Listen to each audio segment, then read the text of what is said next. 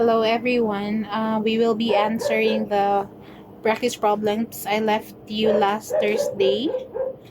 Problems on integration by substitution. Let's start with number 1. Integral of x squared all over the square root of x cubed plus 1 dx. So here, a good choice of u is the expression inside the radical. So x cubed plus 1. And the derivative of this is 3x squared dx. Let's enclose this part. Let's use this in our substitution. Okay, so I will have here x squared, no? So I have to solve for x squared dx here. So I have 1/3 du.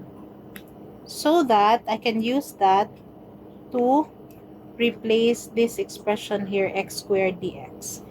X squared dx. So thus, I will have integral of x squared dx is 1/3 du all over square root of x cubed plus 1. So square root is power of 1/2. So that is u to the 1/2. Okay, factoring out 1/3. So I'm left with, what is that? Integral of u to the negative 1/2. So why negative 1/2? Because we will bring u to the 1/2 to the numerator, and then find the antiderivative. I have 1/3 times u to the 1/2, over 1/2 plus c. Why 1/2? Because we add 1 to the exponent and copy the exponent in the denominator. So simplifying, I will have here 1/3 times the reciprocal of 1/2, which is 2 over 1, times u to the 1/2 plus c. Writing back u in terms of x, so I have 2/3. U is x cubed plus 1 raised to 1/2 plus c. This is the final answer. Let's proceed to number 2. Integral of 3x square root of 1 minus 2x squared dx. So here, for substitution, we set u to be 1 minus 2x squared. The expression inside the radical, du is negative. Derivative of 1 is 0. Then derivative of the second term, I have negative 4x dx.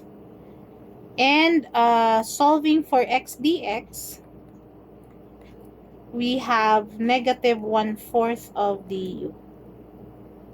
So I hope you have followed. Solving for x dx. Now, proceeding with the substitution, I have, I'll factor out 3. And then I have, for the square root, 1 minus 2x squared is u raised to 1/2. And this 3 here is here. This expression is now u to the 1/2. So I am left with, what am I left with? X and dx. And x dx is just negative 1/4 du. Okay. Itong i-plus star ang ato ang integrand. Factor out negative 1/4. So negative 3/4. Integral of u to the 1/2 du. Integrating, I have negative 3/4 times the antiderivative of u to the 1/2. We add 1 over the denominator, which is the exponent. So I have u to the 1/2 plus 1 over 1/2 plus 1 plus c.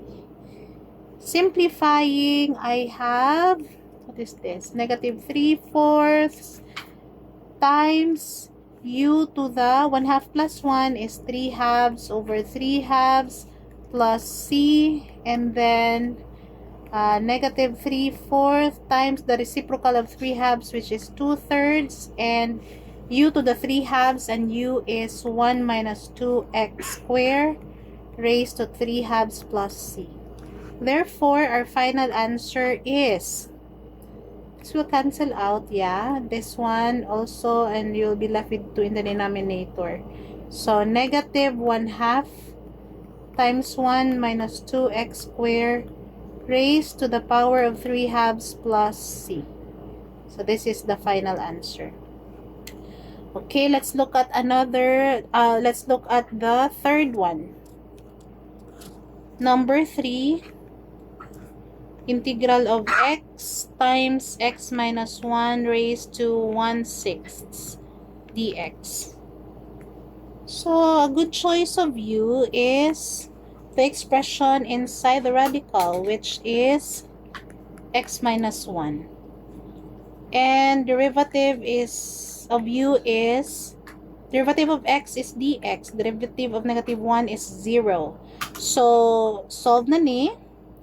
Dx is du, so our problem now is x, but we can solve x from the first equation. Our x is u plus 1. Let's enclose this part and then proceed with substitution.